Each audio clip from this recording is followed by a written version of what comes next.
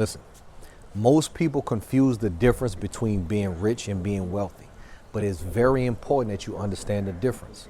See, rich is the abundance of resources and money. You have a lot of money, you have a lot of resources, you can be rich. You can go viral and get rich. You can hit the lottery and get rich. You can be so good at your job that somebody pays you millions of dollars to do it, and you can get rich.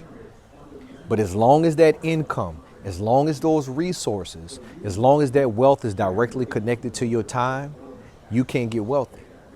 Because the minute you stop working, the minute you can't add value, the resources stop. The income stops.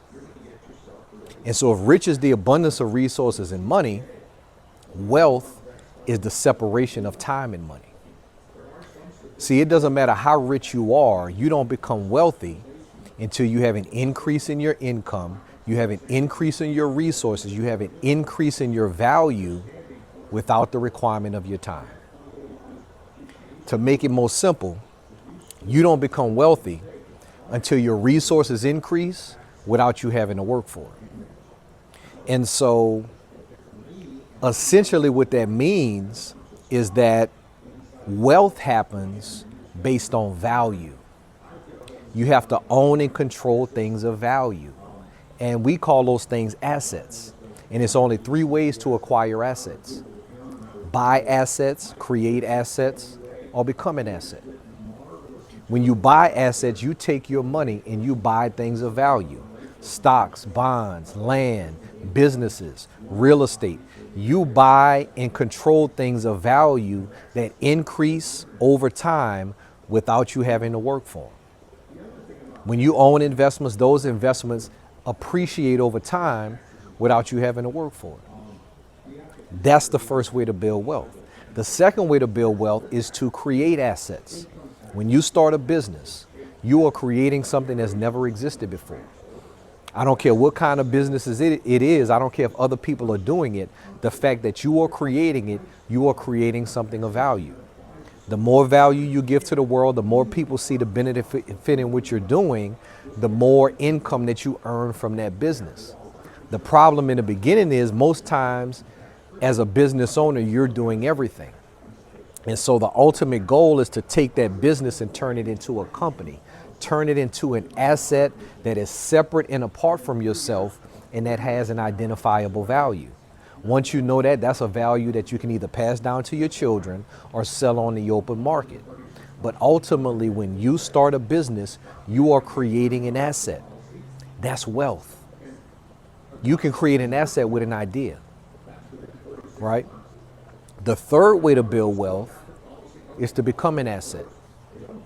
We all start out in this world with just the sum total of our human capital, the sum total of your talents, abilities, gifts, ideas, habits, disciplines, and inclinations.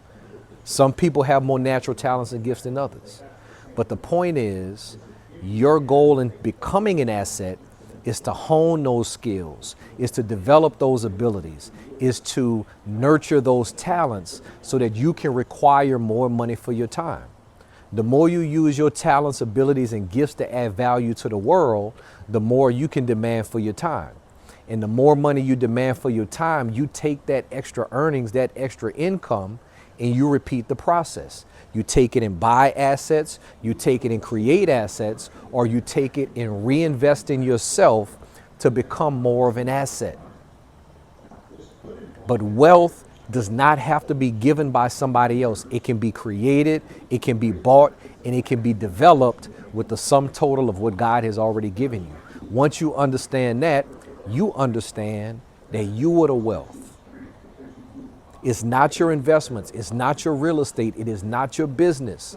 You are the wealth. And before you have any of those things, you already have a unique and specific set of those talents, abilities, gifts, habits, ideas, disciplines, and inclination that God has already given you. And the more you develop those, the more you have the opportunity to create wealth in your life. Because no matter what you own, you are the source of the execution.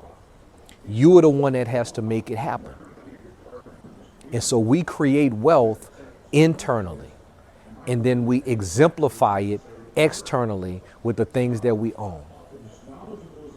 That's the difference between being rich and being wealthy. Don't get the bag, produce the tree.